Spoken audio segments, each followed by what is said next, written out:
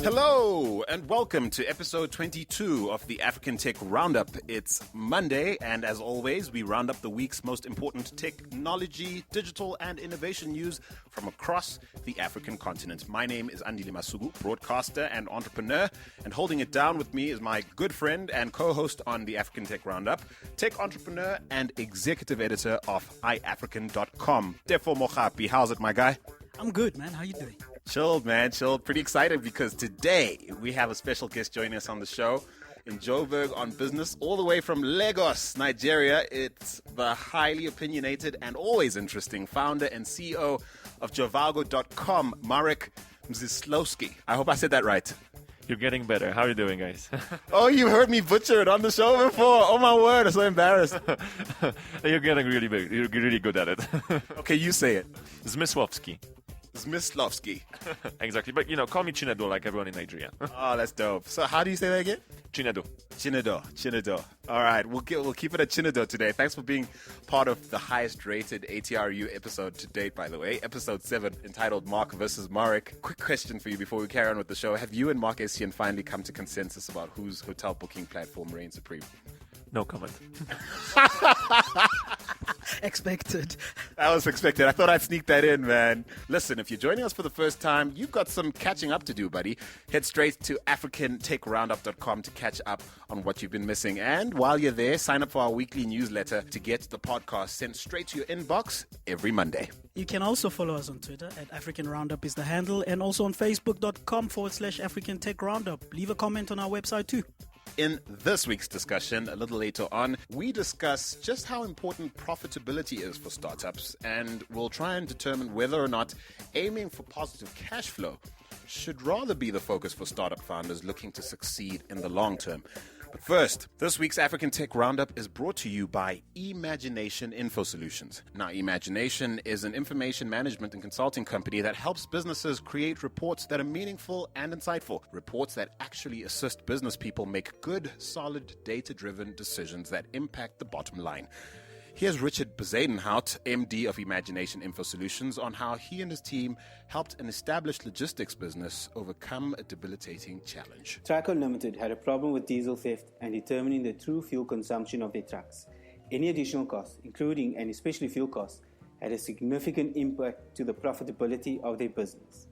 We built an Excel workbook that had all the key elements of information to measure a journey. With these variables, we were able to calculate the cost of fuel and just how much fuel should be used for a journey within a 10 to 15 litre margin. Tricon is now able to manage the cost of each trip with ease and greater success. An added advantage is the ability to provide accurate cost estimates to customers in just a few simple clicks in a clean, simple to use interface, and it's all done using Excel. If that sounds good to you, visit imagination.co.za to find out what Richard and his team can do for your business and discover why clients are raving about their information management solutions. And this week, we've received an audio comment from a listener in the US who wanted to share her take on an issue we discussed several weeks ago in episode 2.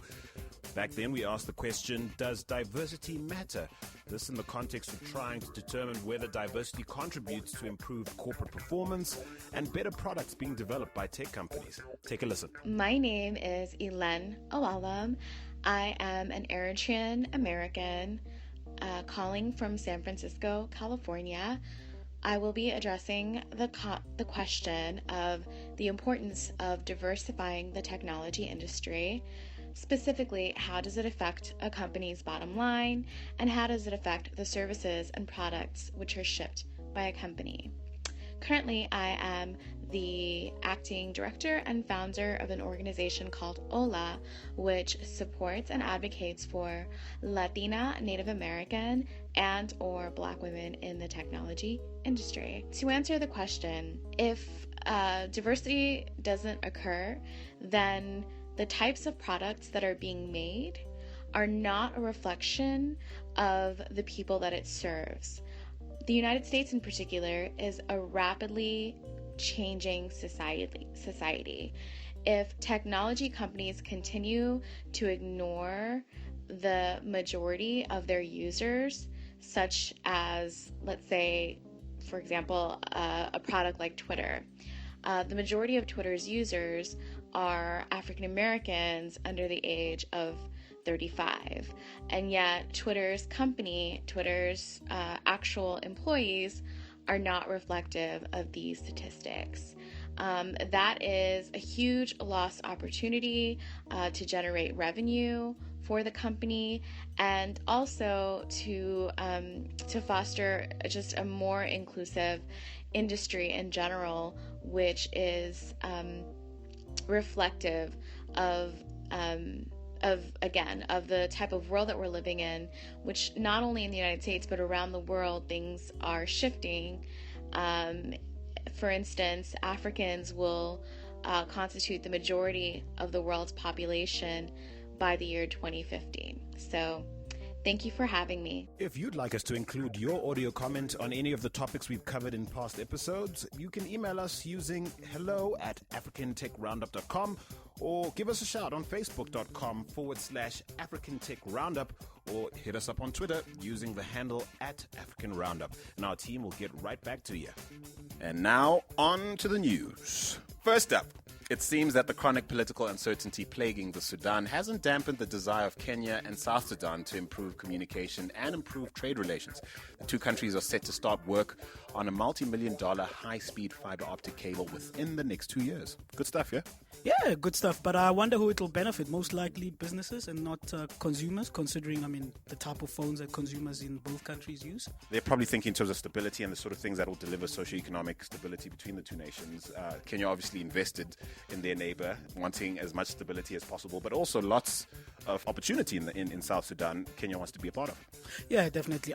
As I say again, probably mostly looking to benefit first businesses and enterprises and slowly filter down to consumers. Roads being a part of this infrastructure plan, millions of dollars being thrown in, the World Bank at the party. I think a lot of people believing in the region. That's good to see. Well, next, staying with Kenya, apparently Kenyans are fed up with being ripped off by MultiChoice, who they say are charging ridiculous subscription rates for DSTV. The Consumer Federation of Kenya has called for a boycott of DSTV and started an online petition, which has so far attracted over 3,000 signatures. Is that a lot? That doesn't matter to me. I don't get it. These are like drug addicts complaining that the drugs are expensive. They should just quit it. The thing is, I didn't know that 40% of MultiChoice Kenya is actually Kenyan-owned. Wow, that's interesting. But let's go back to the issue here. Let's break it down a little bit. MultiChoice charges what they charge. As in South Africa, it's pretty much expensive for the average person. It's a luxury item. It's a luxury service. It's not something that you need to live day to day. Both countries, South Africa and Kenya, have national television stations. So I don't get why people are up in arms and writing petitions. It's not like the CEOs and the shareholders of MultiChoice are going to shake and look at this and go, ooh.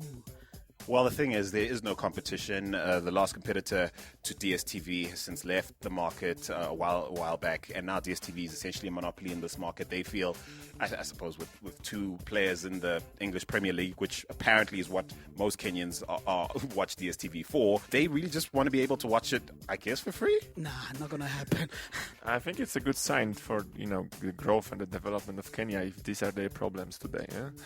Hashtag first world problems, right? Hashtag first world problems.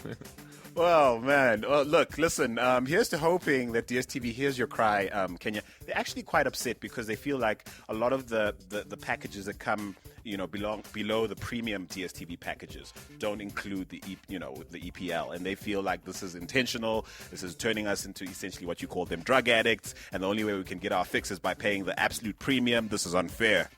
Yeah, but apparently also Nigerians wanted to find out when it's coming to Nigeria so that they can also start boycotting. It's like Narcotics Anonymous. Again, hashtag first world problems. I really don't get it. Well, you mentioned Nigeria now, where e-commerce platform Udala is keen to pull an Amazon. The company says it's preparing to roll out a traffic-beating drone delivery service. For real? That's interesting, but they say they're waiting for some permits, I understand? Yeah, that too. That, and they haven't actually tested it. They've only bought the drones, and they say they've got partners in the Far East that are helping them put it all together. How excited are you? Is this something that Nigerians are going to be excited about? I'm excited and confused at the same time. I just asking myself a question: how a drone will get cash from me? Because most of the purchases are actually cash on delivery based. And also in Nigeria, we have a very, very serious issue of localizing the customer because it's really hard to find where the house is just based on the number and the street name. So as long as we will sort out some sort of a more precise GPS location drawn to customer, sure, that could work. That's not going to solve all problems. I think of it as a very nice addition and optimization of all the logistic challenges. But it's too much of a leapfrog. I would expect for pickup stations in Nigeria to be much more developed, because that's what actually is helping in those logistic challenges and that last mile, which is the most expensive part of delivery. So drones, yes, but as a cherry on the top. Let's not forget about the fundamentals here. Valid point that Chinedu raises in terms of cash on delivery, because most e-commerce purchases in Nigeria and slowly across the continent are cash on delivery. So you order online, they deliver your goods, you pay to the guy in the Okada and you pay him whatever you need to pay him for your goods. So with drones, as Chinedu says, how are you going to collect cash? So I guess it's, again, first world problems. Look, this is also in the wake of the Nigerian government's announcement last week saying, the ports are just infested and rife with corruption, and they're going to start using, drones to police them. Perhaps Udala is thinking, hey, the government might be open to this. We want to be first in line when the government actually says, anybody want to send stuff with drones? Udala wants to be there. All we want to know is Nigeria, as soon as you start seeing those drones flying in the sky, we want pictures. We want to be the first to know. #ATRU, you know how to do it on Twitter as well, @African Roundup. Moving to South Africa now, it would seem that South Africa's largest online news platform, Naspers owned News24, has finally opted to disable public comments to articles posted on their website. This in an attempt to silence trolls. Very interesting. I mean, News24 is known for very vile comments. I mean, any article, despite how remote it is to any vile commenting, just gets vile comment. They've disabled them, but I noticed earlier during the week that they have now Facebook comments. So those are not stored on their servers, obviously. So those are stored on Facebook servers, but they're not indexed either. So which is cool. There's two ways to look at this. Firstly, there's the prejudice and hate speech that has become synonymous with the News24 platform, something they're very clearly wanting to move themselves away from, on one hand. On the other hand, this seems to be a move backwards in the sense that the internet's designed to be this platform where things that perhaps can't be said or shouldn't be said in certain ways in real life can be aired freely without censorship. So between a rock and a hard place, don't you think? Well, I think that's why they introduced Facebook comments, because many people were hiding behind anonymity so that they can comment as they like. But now with Facebook comments, you really have to hide your identity. You really have to go through the trouble of creating an anonymous account that's not linked to you and use that to comment on News24. But in this case, most people will just comment using their Facebook account, and chances are they'll be more considerate. I, for one, don't have faith in any news organization to be the sole proprietor of what I should know about the world. And certainly if they were to cut off the voice of the people altogether, I'd have a problem with that. Yeah, true. I mean, the internet opens up communication, so it should be. But they've left Facebook comments, as I say, and that should help. Some interesting news from Facebook, now that you mention it. They've released their second quarter African user numbers in the past week, and those numbers reveal some very interesting things, including that over 80% of the 120 million Africans using Facebook access the site through their mobile phones. Surprise, surprise. What's interesting is that 2/3 of all internet users on the continent have Facebook accounts. What's even more interesting to me, and I'd like you to come in on this, Chinedu, is that Nigeria has 15 million users apparently.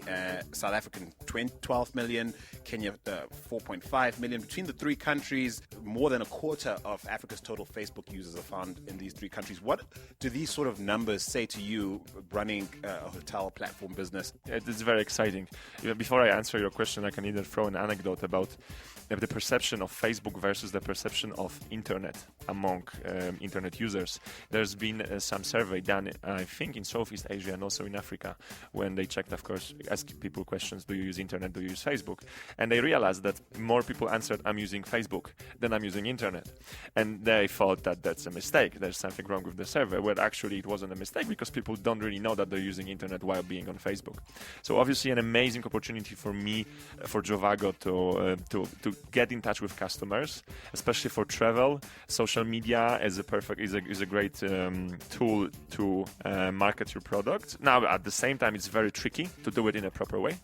Because just because you have access to all the people, that doesn't mean you can easily market your products. You can as well very easily destroy your brand if you're not going to do the marketing campaigns in a proper way. So a lot of learning to do. I think no one from online travel sector has really figured out, like, really properly crack down into details how to use the social media potential into growing your business. Because, just as launching a fan page and posting some posts with some nice pictures, this is not what it's all about in social media.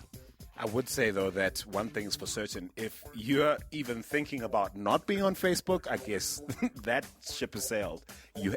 Anybody not thinking about being on Facebook, it's I suppose in many cases the equivalent of deciding not to be on the internet. Well, listen, to the point you made earlier, 2/3 of all internet users in Africa are apparently active on Facebook. This is crazy. Again, we've covered many times, especially around the issue of internet neutrality, and this idea that Facebook is taking over the world is real, people. It's real.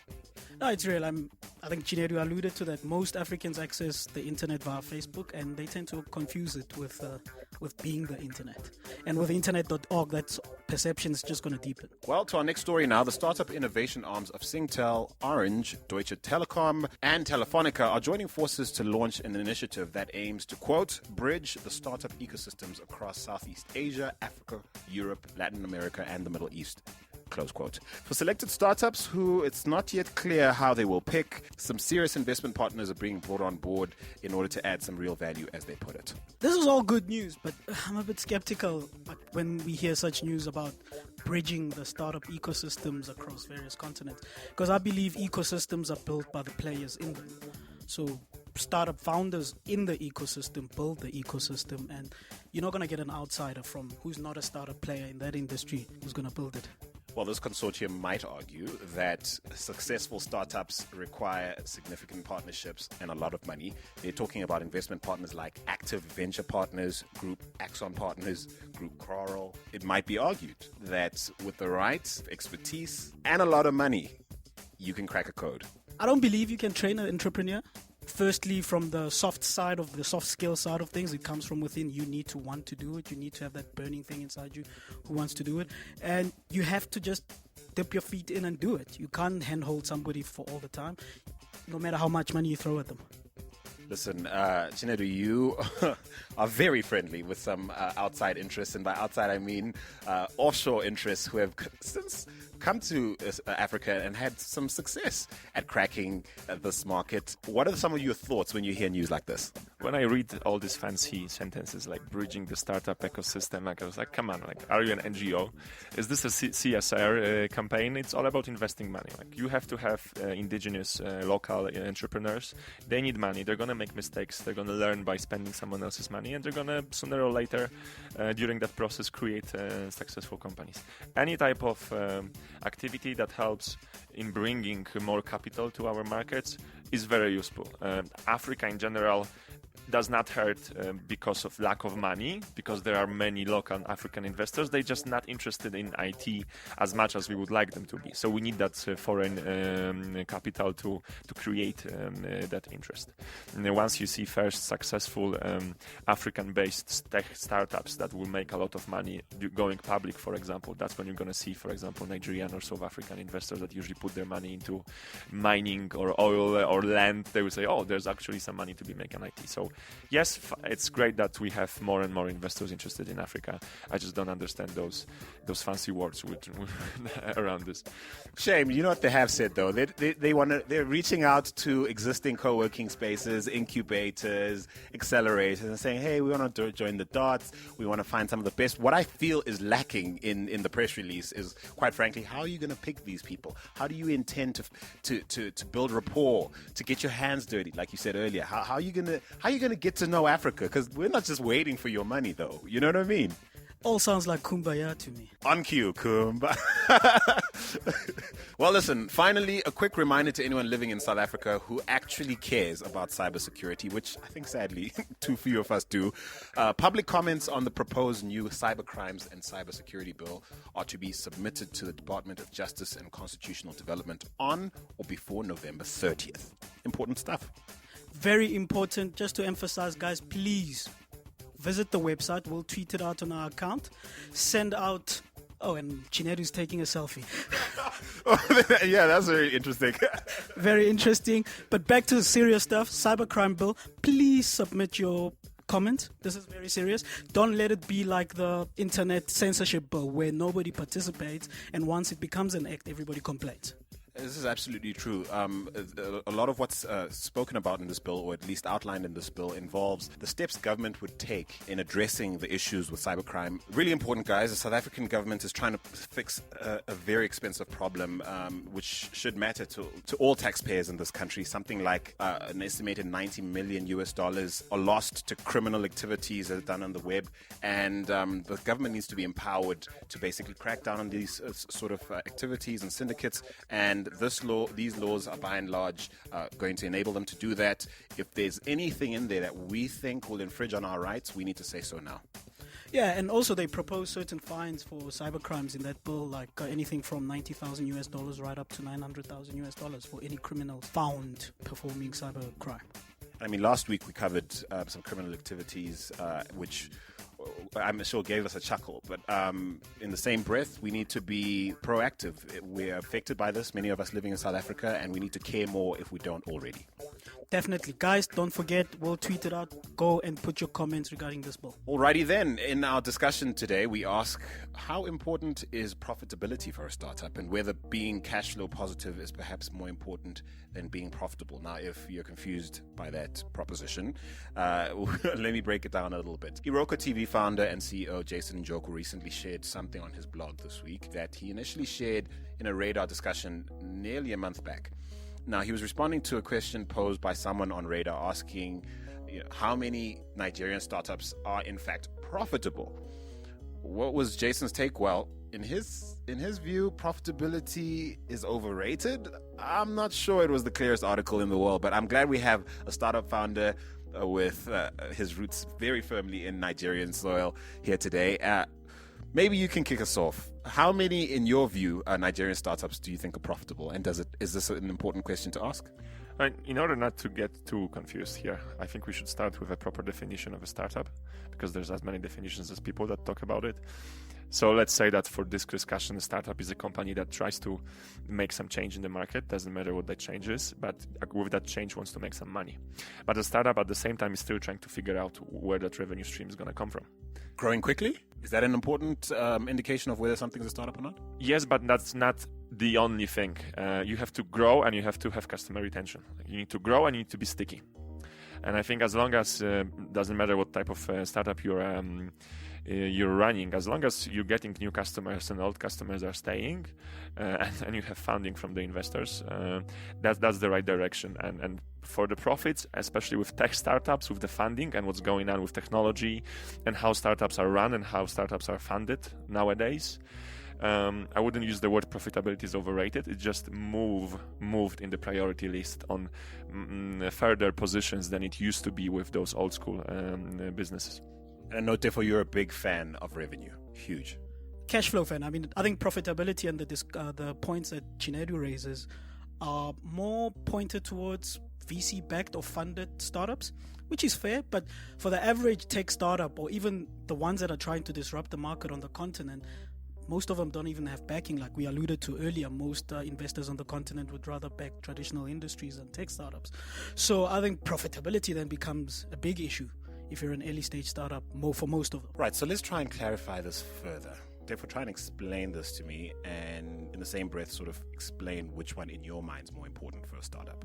Yeah, let's break it down. I mean, cash flow positive, you can be cash flow positive and not profitable, in a sense that if you funded or VC backed, so you've got cash in the bank and your burn rate in terms of your expenses monthly are far lower than what you have in the bank. So every month you cash flow positive. But when you start looking at your balance sheet in terms of your liabilities, you still owe your investors money or you still have some loans. So you are cash flow positive, but you're not profitable. In terms of what's more important, I think for most tech startups on the continent, they should try as early as possible figure out the business model and figure out how they make money out of it and try and be as profitable as soon as possible, because let's face it, this is not Silicon Valley. You have the benefit of being at the helm of a highly investable business. You've taken on investment. What sort of priorities do you make in the context of what we're discussing? Well, definitely growth that is sticky. In terms of users, when you run a startup, there are actually two strategies, and you have to choose one. You're either going to divide your focus between running a company and searching for profitability, or you're going to direct that focus into looking for additional funding. And I don't think there's a perfect solution here. If you're going to focus on chasing profitability, you're going to lose that speed in growth. And now, depending on what type of market you're in, you can lose that window of opportunity, because instead of doing growth, you were focusing on profitability maybe too soon. And I'm not saying that this is a worse solution. There are just two different strategies. Depending on the market, depending on the product, depending on the startup, one of them is better.